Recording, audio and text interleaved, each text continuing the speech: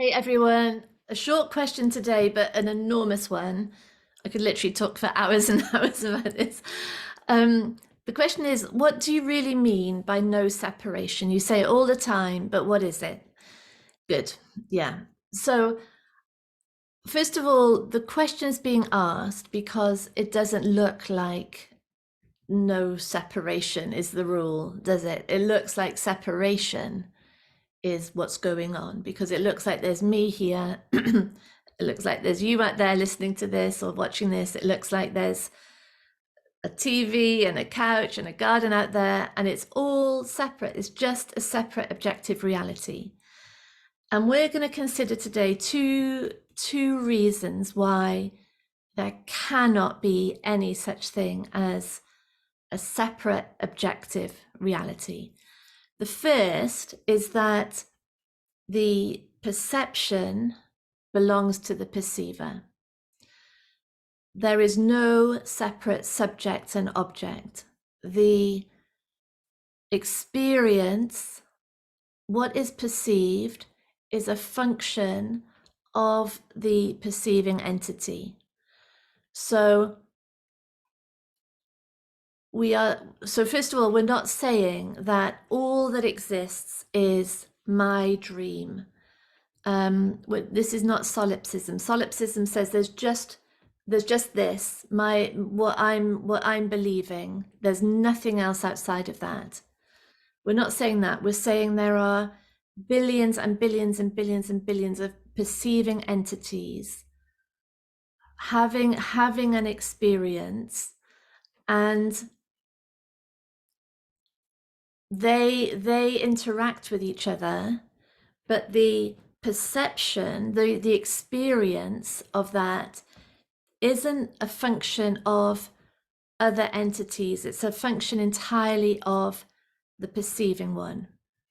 So, for example, I walk into a party and I have an experience of that party.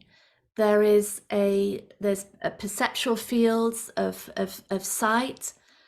I can't see it very long distances, so there'll be a whole load of stuff going on at the far end of the room that doesn't even enter my reality because I can't see it. There will be sounds that I can't hear. There'll be a sensory bandwidth that is unique to me, outside of which I can't perceive. A cat walking into the same party would have a totally different view of what that party is, a totally different experience.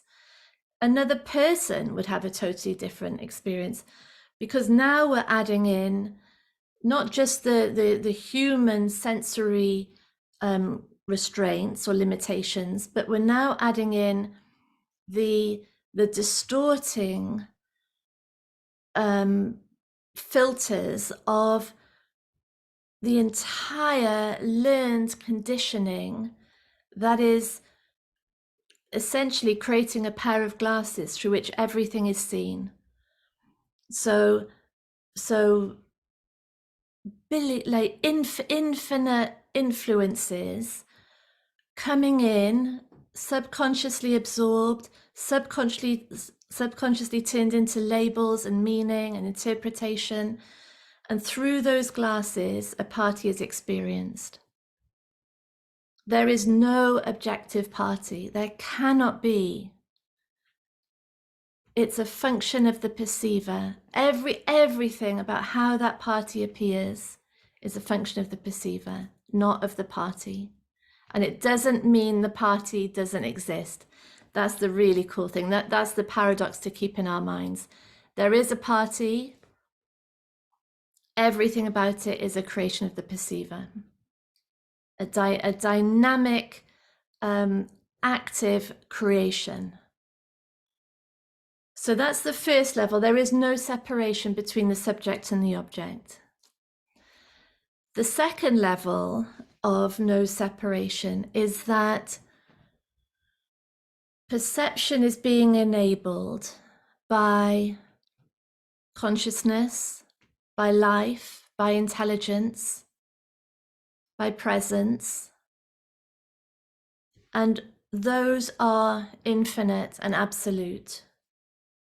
There is no way of taking life or taking intelligence, taking consciousness and saying, this is consciousness, these are its limits, this is it limited in time and space, and that is, you know, that's my separate consciousness, this is my separate life. No, the life that is animating this body, that is making all the perceptual organs and senses animated and available to receive information, that life is the same as the life in my friend at the party. It's the same as the life in the cat. It's the same as the life in the bacteria in our stomach that's having a whole other perceptual experience of the party. It's universal. There's no boundaries to it. And so when we're with another person, the mind focuses on separation. It's been trained to do that. And so it focuses on definition, it focuses on interpretation, it focuses on categories, on judgment. And so it absolutely looks like that person is how they appear to me to be. That is the reality of them. But when we get really still, and particularly good to do this when we feel confronted, when we feel challenged, because those are the moments in which separation locks in for survival, you know, like the identity is drilling down because it's under threat. But in those moments of suffering, stillness would reveal there is no possibility that that person is being experienced objectively. And there is no possibility that this experience is even taking place without infinite and absolute beingness happening. And there's no separation in any of that. It's not a possibility. And it really, really, really, really looks like it is. So I hope that helps. Bye.